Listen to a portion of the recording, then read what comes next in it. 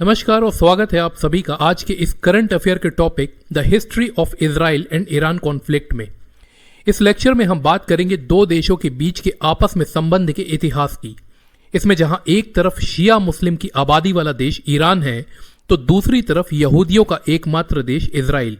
ये दोनों देश एक दूसरे से 2000 किलोमीटर की दूरी से भी ज्यादा दूर है। एरिया वाइज ईरान इजराइल से 70 गुना से भी ज्यादा बड़ा है और पॉपुलेशन के मामले में ईरान इजराइल से 9 गुना है। अगर पहले ईरान की बात करें तो इस देश का इतिहास हजारों साल पुराना है। आज का जो ईरान है पहले इसे पर्शिया के नाम से जाना जाता था और इस देश में रहने वाले लोग ज़ोरास्ट्रियन धर्म को मानते थे। पर 7वीं शताब्दी में अरब्स द्वारा किए गए आक्रमण के बाद से ईरान एक इस्लामिक देश बन गया। 7वीं शताब्दी से लेकर 15वीं शताब्दी तक ईरान एक सुन्नी इस्लाम देश था, पर 16वीं शताब्दी में ईरान में सफाविद डायनास्टी का शासन शुरू हुआ, जिसके बाद से ईरान एक शिया इस्लाम को मानने वाला देश बना और आज भी ईरान की कुल आबादी का 95% हिस्सा शिया मुसलमान का है। 1935 तक ईरान को दुनिया भर के देश पर्शिया के नाम से जानते थे, पर ईरान के किंग रेजा शाह पहलवी के प्रयत्न से 21 मार्च 1935 को ईरान का नाम पर्शिया से बदलकर ईरान कर दिया गया। दूसरी तरफ है इजराइल, जिस देश को अभी दुनिया के नक्शे में आए हुए 80 साल भी नहीं हुए हैं। इजराइल के बनने के पीछे की कहानी अगर शुरू की जाए तो वैसे तो इसके पीछे की कहानी भी हजारों साल पीछे से शुरू होती है, पर हम यहाँ इस कहानी की शुरुआत करेंगे 1897 से। 1897 के अगस्त के महीने में स्विट्जरलैंड के बेसल शहर में एक मीटिंग होती है जिसमें 17 देशों से 208 डेलीगेट्स भाग लेते हैं। इस मीटिंग से एक संस्थान का जन्म होता है जिसका नाम था जियोनिस्ट ऑर्गेनाइजेशन। इस ऑर्गेनाइजेशन के पहले प्रेसिडेंट बनते हैं थियोडोर हर्जल। इस ऑर्गेनाइजेशन का ऑब्जेक्टिव होता है ज्यूइश के लिए एक खुद का देश बनाना लैंड ऑफ इजराइल में। उस समय जिस जगह को इन्होंने लैंड ऑफ इजराइल बोला था वो जगह उस समय ओटोमन एम्पायर के अंडर में आती थी। आगे चलकर 1914 में फर्स्ट वर्ल्ड वॉर शुरू हो जाता है, जिसमें एक तरफ एलाइड पावर्स थे जिसमें ब्रिटेन, फ्रांस, रशिया और यूनाइटेड स्टेट्स ऑफ अमेरिका थे और दूसरी तरफ थे सेंट्रल पावर्स जिसमें जर्मनी, ऑस्ट्रिया और ओटोमन एम्पायर थे। इसी वर्ल्ड वॉर के दौरान 1917 में ब्रिटेन ज्यूइश कम्युनिटी को अपनी तरफ करने के लिए बाल्फोर डिक्लेरेशन की पेशकश करता है। बाल्फोर डिक्लेरेशन में यह बोला गया था कि ब्रिटेन ज्यूइश को अपना होमलैंड पैलेस्टाइन में बनाने में मदद करेगा।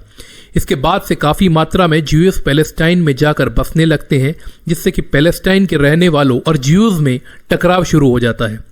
फिर वर्ल्ड वॉर 2 के टाइम पर जब हिटलर द्वारा करीब 60 लाख ज्यूइश को मार दिया गया और फिर जब 1945 में वर्ल्ड वॉर 2 खत्म हुआ, तब ज्यूइश को यह लग गया कि अगर उन्हें सुरक्षित रहना है तो उन्हें अपना खुद का देश बनाना ही होगा। वर्ल्ड वॉर 2 के खत्म होने पर ब्रिटेन भी अब पहले से कमजोर हो चुका था और तब जाकर 2 अप्रैल 1947 को ब्रिटेन ने पैलेस्टाइन में इजराइल बनाने के इशू को उस समय हाल ही में बने यूनाइटेड नेशंस को सौंप दिया। इस काम के लिए यूनाइटेड नेशन द्वारा एक committee United nation special committee on Palestine बना दी गई। इस कमेटी में टोटल 11 कंट्रीज शामिल थे, जिसमें से इंडिया भी एक था। 3 सितंबर 1947 को इस कमेटी ने अपनी रिपोर्ट यूनाइटेड नेशन में सबमिट की। इस रिपोर्ट में पैलेस्टाइन को 3 पार्ट्स में डिवाइड करने की बात बोली गई, जिसमें पहला पार्ट था अरब स्टेट, दूसरा था ज्यूज स्टेट और तीसरा था सिटी ऑफ जेरूसलेम। मतलब इस रिपोर्ट में इजराइल को बनाने की बात मान ली गई थी। अब बस इस रिपोर्ट को इंप्लीमेंट करने के लिए वोटिंग होनी थी, जो कि 29 नवंबर 1947 को हुई और इस वोटिंग में 33 कंट्रीज ने इस रिपोर्ट के फेवर में वोट किया। 13 कंट्रीज ने इस रिपोर्ट के अगेंस्ट में, 10 कंट्रीज ऐसी थी जो कि वोटिंग से एब्सटेन रही, मतलब कि वोटिंग नहीं किया, और एक कंट्री वोटिंग वाले दिन प्रेजेंट नहीं थी। फाइनली वोटिंग का रिजल्ट पार्टीशन प्लान के हक में आ जाता है और इजराइल कंट्री को बनाने पर मुहर लग जाती है और 14 मई 1948 से इजराइल दुनिया के नक्शे में आ जाता है। अब इजराइल के बनने से ही इजराइल और ईरान के रिश्ते की शुरुआत हो जाती है, जो कि समय के साथ कभी एक दूसरे के मित्र होते हैं तो कभी दुश्मन। अगर शुरुआत करें उस टाइम से जब यूनाइटेड नेशन में इजराइल को बनाने का डिसीजन होना था, तब से तो मैं आपको बता दूं कि जब यूनाइटेड नेशन ने United nation special committee on Palestine बनाया था, तब उन 11 देशों की लिस्ट में ईरान भी एक देश था। जब इस कमेटी ने अपनी रिपोर्ट बनाई जिसमें कि पैलेस्टाइन को 3 हिस्से में करने की बात बोली गई थी, तब उन 11 कंट्रीज में से 8 कंट्रीज इस रिपोर्ट के फेवर में थी और 3 कंट्रीज इस रिपोर्ट के अगेंस्ट में थी। जो 3 कंट्रीज इस रिपोर्ट के अगेंस्ट में थी, उनमें से एक ईरान था और बाकी के 2 थे इंडिया और यूगोस्लाविया। इसके बाद जब 29 नवंबर 1947 को यूनाइटेड नेशन में वोटिंग हुई, तब ईरान उन 13 देशों में से था जिसने कि इजराइल को ना बनाने के लिए वोट दिया था। मतलब स्वाभाविक था कि इजराइल का शुरुआती रिश्ता ईरान के साथ अच्छा नहीं था, पर कुछ ही सालों में ईरान के संबंध इजराइल के साथ अच्छे होने लगते हैं। इजराइल के बनने के 2 साल बाद 1950 में ईरान इजराइल को एक देश के तौर पर मान्यता दे देता है और ऐसा करने वाला ईरान टर्की के बाद दूसरा मुस्लिम आबादी वाला देश बनता है। पर ईरान और इजराइल के बीच जो गहरे मित्रता वाले संबंध शुरू होते हैं वो होते हैं 1953 से, जब ईरान में तख्ता पलट होता है और वहां पर ईरान के प्राइम मिनिस्टर मोहम्मद मोजादेह को हटाकर ईरान के रूलर मोहम्मद रेजा पहलवी अपनी पसंद के फजलुल्लाह जाहिदी को नया प्राइम मिनिस्टर बना देते हैं। असल में क्या हुआ था मैं थोड़ा बता देता हूं। 21 जुलाई 1952 को मोहम्मद मोजादेह ईरान के प्राइम मिनिस्टर बनते हैं। मोजादेह चाहते थे कि ईरान में इलेक्टेड गवर्नमेंट के हाथ में एक्चुअल पावर रहे और मोहम्मद रेजा पहलवी बस एक सेरेमोनियल मोनार्क बने रहे, जैसा कि इंडिया में प्रेसिडेंट का रोल होता है, कुछ उस तरह का।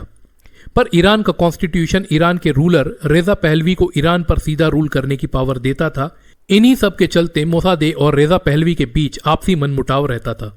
आगे चलकर मोजादेह ने ईरान में ऑयल को नेशनलाइज करने का फैसला ले लिया। इधर ऑयल नेशनलाइजेशन के फैसले से ब्रिटेन सख्ते में आ गया, जिसका की स्वार्थ पहले से ही ईरान के ऑयल में था।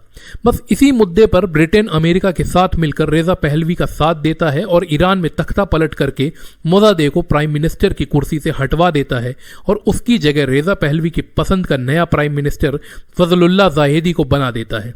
अब यहां से अगले 26 साल के लिए रेजा पहलवी ईरान का रूलर बना रहता है और उसी के हाथ में सारी पावर रहती है।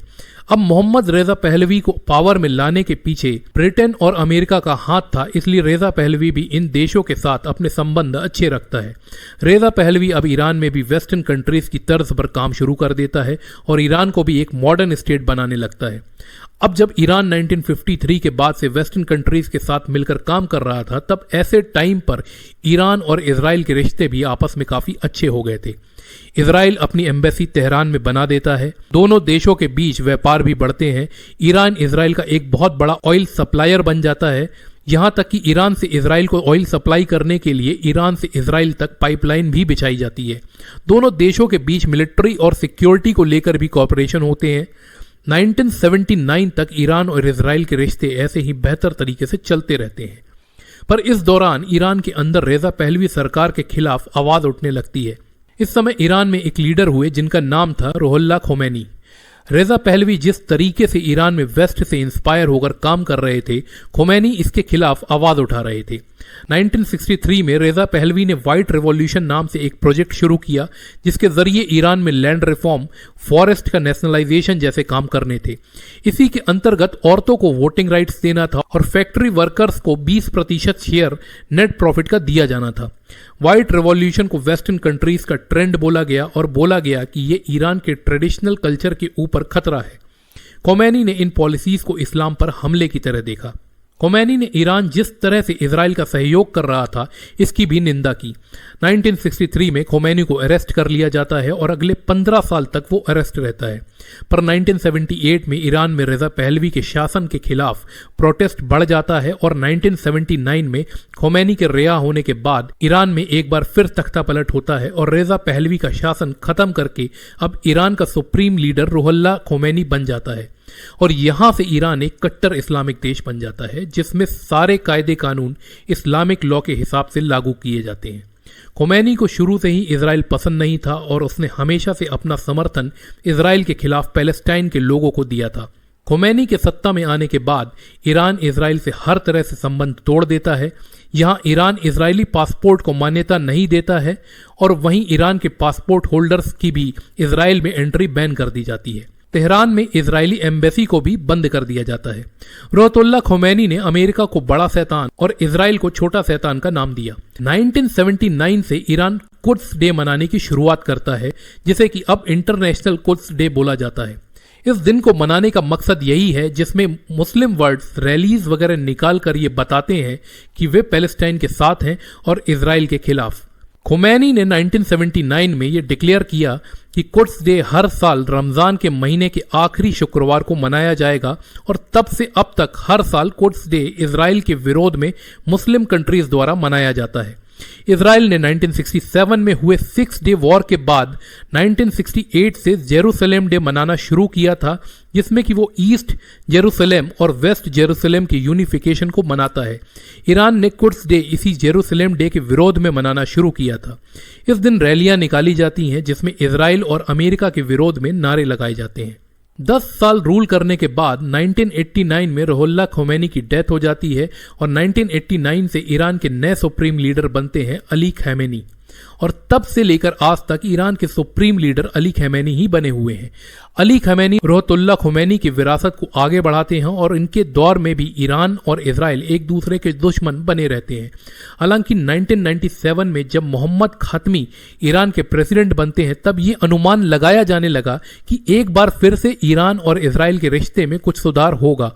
ऐसा इसलिए लगा क्योंकि खातमी द्वारा कुछ ऐसी एक्टिविटीज की गई जिससे लगा कि इन दोनों देशों के रिश्तों में सुधार हो सकते हैं। जैसे कि 1999 में खातमी ने कहा कि ईरान में जो ज्यूज हैं वो सुरक्षित रहेंगे। फिर एक रिपोर्ट से पता लगता है कि 2003 में ईरान ने अमेरिका को अप्रोच किया जिसमें कि उसने पेशकश की कि वो इजराइल की एग्जिस्टेंस को मानने के लिए तैयार है और वो इजराइल से शांति समझौता करना चाहता है, पर अमेरिका ने इस समझौते से मना कर दिया। फिर 2005 में पोप जॉन पॉल II के फ्यूनरल में खातमी इजराइल के प्रेसिडेंट मोशे कत्सव के बगल में बैठे देखे गए थे। इन सब चीजों को देखकर लगा कि शायद अब ईरान और इजराइल का रिश्ता नया मोड़ लेगा, पर 2005 में खातमी के बाद ईरान के नए प्रेसिडेंट महमूद अहमदीनेजाद बनते हैं। अहमदीनेजाद ने इजराइल के खिलाफ ऐसे बहुत से शब्दों का प्रयोग किया जिससे कि ईरान और इजराइल के रिश्ते फिर से बनती हुई पटरी से उतर गए। अहमदीनेजाद ने कभी भी इजराइल को इजराइल नाम से नहीं बुलाया, उन्होंने हमेशा इजराइल की जगह जियोनिस्ट रीम कहकर बोला। 2006 में अहमदीनेजाद ने जर्मनी की चांसलर एंजेला मार्केल को एक चिट्ठी लिखी जिसमें उसने बोला कि वर्ल्ड वॉर II में एलाइड पावर्स ने जीतने के बाद होलोकॉस्ट की मनगढ़ंत कहानी बनाई जिसके द्वारा वो हारी हुई कंट्री मतलब कि जर्मनी को शर्मिंदा करना चाहते थे। हालांकि एंजेला मार्केल ने इसका कोई उत्तर नहीं दिया, पर वर्ल्ड वॉर II में हिटलर द्वारा 60 लाख ज्यूज को होलोकॉस्ट द्वारा मारे जाने की बात को अहमदीनेजाद ने झूठ बताया। बात यहीं खत्म नहीं हुई, बल्कि 11 दिसंबर 2006 को तेहरान में एक कॉन्फ्रेंस की गई, international conference to review the global vision of the Holocaust, जिसमें कि ऐसे लोगों ने हिस्सा लिया जो कि वर्ल्ड वॉर II के दौरान ज्यूज के होलोकॉस्ट को एक कॉन्स्पिरेसी थ्योरी बताते हैं। दुनिया भर में इस कॉन्फ्रेंस की निंदा हुई। हालांकि ईरान के फॉरेन मिनिस्टर मनोचर मोटाकी ने कहा कि इस कॉन्फ्रेंस का मकसद न तो होलोकॉस्ट डिनाई करना था और ना ही उसे साबित करना, बल्कि ये कॉन्फ्रेंस एक साइंटिफिक एटमॉस्फेयर क्रिएट करने के लिए थी जिसमें कि होलोकॉस्ट को लेकर स्कॉलर्स अपने ओपिनियन रख सकते थे। इसके बाद से ही खबरें आती रही जिसमें कि ये दोनों देश एक दूसरे पर कभी जासूसी का आरोप लगाते रहे तो कभी ये दोनों इनडायरेक्ट तरीकों से एक दूसरे पर हमला करते रहे। अभी तक ईरान और इजराइल डायरेक्टली एक दूसरे के साथ वॉर में इन्वॉल्व नहीं हुए थे। ये period Israel Iran proxy war या इजराइल ईरान कोल्ड वॉर का पीरियड कहलाता है, पर 2024 में जाकर ये दोनों देश एक दूसरे के साथ डायरेक्ट वॉर में इन्वॉल्व हो जाते हैं। 1 अक्टूबर 2024 को ईरान ने इजराइल पर मिसाइल से हमला कर दिया जिसे कि ईरान ने ऑपरेशन ट्रू प्रॉमिस 2 का नाम दिया। इसके रिटेलिएशन में इजराइल ने 26 अक्टूबर 2024 को फाइटर एयरक्राफ्ट द्वारा ईरान पर हमला कर दिया और इस ऑपरेशन का नाम इन्होंने ऑपरेशन डेज ऑफ रिपेंटेंस दिया। इसके कुछ महीने बाद जून 2025 में ईरान और इजराइल फिर एक दूसरे के साथ डायरेक्ट वॉर में इन्वॉल्व हो जाते हैं जो कि 13 जून 2025 को शुरू हुआ, जिसमें इजराइल ने ईरान के कुछ ठिकानों पर हमला कर दिया। इसके बदले में ईरान ने भी इजराइल के कुछ ठिकानों पर मिसाइल द्वारा हमला कर दिया। आगे चलकर अमेरिका भी इजराइल का साथ देने के लिए इस वॉर में शामिल हो जाता है और 22 जून 2025 को अमेरिका ने ईरान पर हमला कर दिया। रिटेलिएशन में ईरान ने 23 जून 2025 को कतर देश में अमेरिका के एयरबेस अल उरीद पर मिसाइल से हमला कर दिया। फाइनली 23 जून 2025 को अमेरिका के डिक्लेयर करने के बाद दोनों देशों के बीच सीज फायर होता है। 2025 में ईरान और इजराइल के बीच 12 दिन चले इस वॉर को 12 डे वॉर का नाम दिया गया। इजराइल का बोलना है कि ईरान न्यूक्लियर वेपन बना रहा है और 12 डे वॉर के पीछे ईरान के न्यूक्लियर वेपन्स बनाने के प्लान को रोकना ही था। अब ये न्यूक्लियर वेपन का क्या चक्कर है ये समझ लेते हैं। असल में वर्ल्ड वॉर II के दौरान अमेरिका द्वारा जापान पर एटॉमिक हमला करने के बाद ये तो समझ में आ गया था कि न्यूक्लियर पावर की ताकत कितनी है।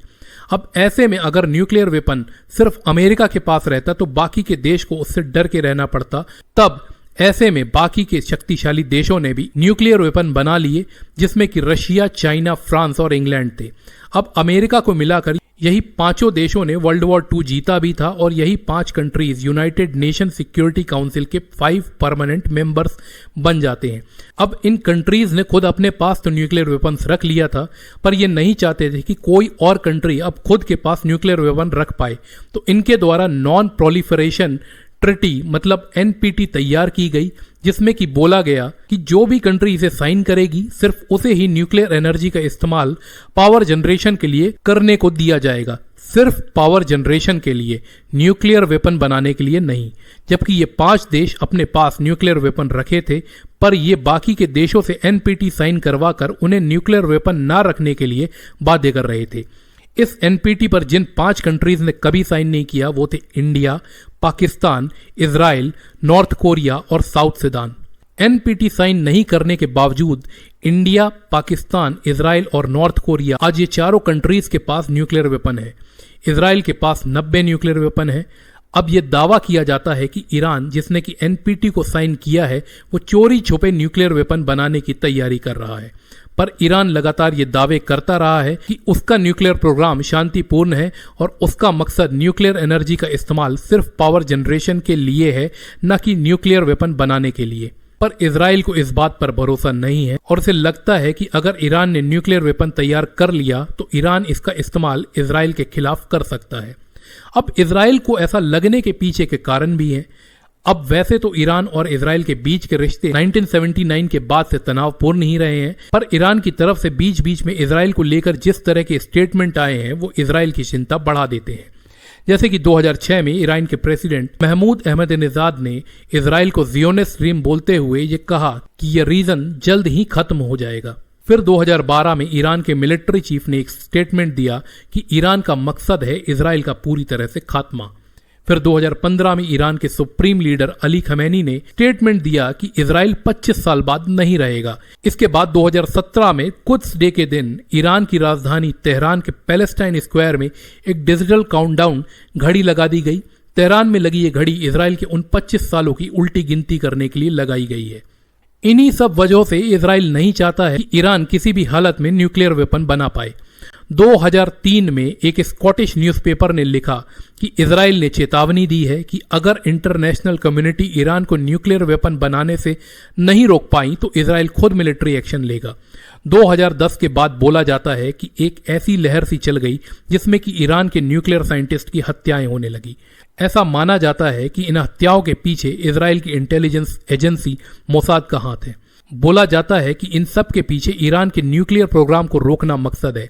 ईरान के न्यूक्लियर प्रोजेक्ट की बात करें तो इंटरनेशनल एटॉमिक एनर्जी एजेंसी यानी IAEA, जिसे कि 1957 में इसलिए बनाया गया था ताकि वो इस बात को एश्योर करे कि दुनिया भर में न्यूक्लियर एनर्जी का इस्तेमाल न्यूक्लियर वेपन बनाने के लिए ना किया जाए। और उस एजेंसी ने यह दावा किया कि 1989 से लेकर 2003 तक ईरान ने AMAD प्रोजेक्ट चलाया, जिसमें कि ईरान ने न्यूक्लियर वेपन डेवलप करने की कोशिश की। हालांकि IAEA ने यह बोला कि ईरान ने 2003 में इस प्रोजेक्ट को बंद कर दिया है, पर इजराइल ने बोला कि ईरान ने इस प्रोजेक्ट को बंद नहीं किया है और ईरान अभी भी प्रोजेक्ट को चोरी छुपे चला रहा है। वहीं ईरान का बोलना है कि IAEA की ये रिपोर्ट गलत है और उसने ऐसा कोई प्रोजेक्ट नहीं चलाया है। 2006 में ईरान के प्रेसिडेंट महमूद अहमदनेजाद ने पहली बार पब्लिकली ये अनाउंस किया कि ईरान ने यूरेनियम एनरिचमेंट किया है। एनरिच्ड यूरेनियम का इस्तेमाल न्यूक्लियर पावर जनरेशन और न्यूक्लियर वेपन दोनों के लिए ही किया जाता है। इस अनाउंसमेंट ने इंटरनेशनल कम्युनिटीज को अलर्ट कर दिया। इसी समय P5+1 नाम से एक ग्रुप बनाया गया जिसमें America, Russia, China, France, England और जर्मनी थे। इस ग्रुप ने ईरान के साथ उसके न्यूक्लियर प्रोग्राम के बारे में डिप्लोमेटिकली नेगोशिएशंस करने की कोशिश की। P5+1 ने ईरान को कुछ इंसेंटिव पैकेज और इकोनॉमिक ऑफर देने की बात कही अगर ईरान न्यूक्लियर एनरिचमेंट के अपने प्रोग्राम को बंद कर देता है तो। पर ईरान के प्रेसिडेंट अहमदीनेजाद ने इस ऑफर को ठुकरा दिया और कहा कि वो एनपीटी का मेंबर है और एनपीटी के क्लॉज के तहत वो यूरेनियम एनरिचमेंट कर सकता है। इसके बाद 2009 में पता लगता है कि ईरान कौम की पहाड़ियों के बीच एक न्यूक्लियर एनरिचमेंट प्लांट फोर्डो को चला रहा है और इस पावर प्लांट की जानकारी उसने IAEA को नहीं दी है। ईरान ने कहा कि फोर्डो को उसने बैकअप प्लान के तहत बनाया है और देर से ही सही उसने फोर्डो की जानकारी IAEA को दी थी, पर इसके बाद ईरान की क्रेडिबिलिटी पर सवाल खड़े हो गए। इन सब की वजह से ईरान पर सैंक्शंस लगा दिए गए। पर 2013 के बाद से सिचुएशन थोड़ा बदलने लगती है जब ईरान के नए प्रेसिडेंट हसन रौहानी चुने जाते हैं। 2013 से ईरान और P5+1 के बीच नेगोशिएशन शुरू हो जाते हैं।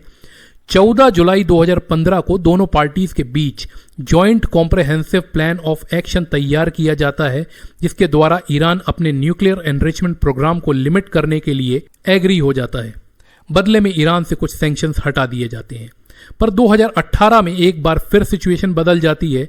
2018 में इजराइल की इंटेलिजेंस एजेंसी मोसाद ने एक रिपोर्ट द्वारा यह दावा किया कि उसने तेहरान की एक डिस्ट्रिक्ट तुर्कजाबाद की एक वेयर हाउस से कुछ सीक्रेट्स डॉक्यूमेंट चुराए। इस रिपोर्ट के अनुसार मोसाद के एजेंट एक सेमी ट्रेलर ट्रक से आधी रात को इस ठिकाने पर पहुंचते हैं और तिजोरियों को काटकर यहां से सीक्रेट डॉक्यूमेंट निकाल लेते हैं और इससे पहले कि सुबह 7 बजे यहां का गार्ड आए उससे पहले ही वे वहां से भाग जाते हैं। इजराइल के मुताबिक इन रिपोर्ट से पता चलता है कि ईरान का अमद प्रोजेक्ट न्यूक्लियर वेपन डेवलप करने के लिए है और ईरान की 2 ऐसी न्यूक्लियर साइट्स हैं जिन्हें की छुपाया गया है। इजराइल ने इन रिपोर्ट्स को अमेरिका और इंग्लैंड के साथ शेयर किया। उधर ईरान ने इस पूरी रिपोर्ट को गलत बताया।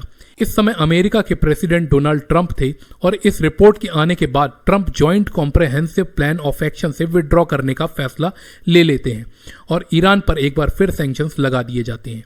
हालांकि फरवरी 2019 में IAEA ने यह बोला कि ईरान ने joint comprehensive plan of action के किसी भी समझौते को नहीं तोड़ा था और ईरान उसे फॉलो कर रहा था।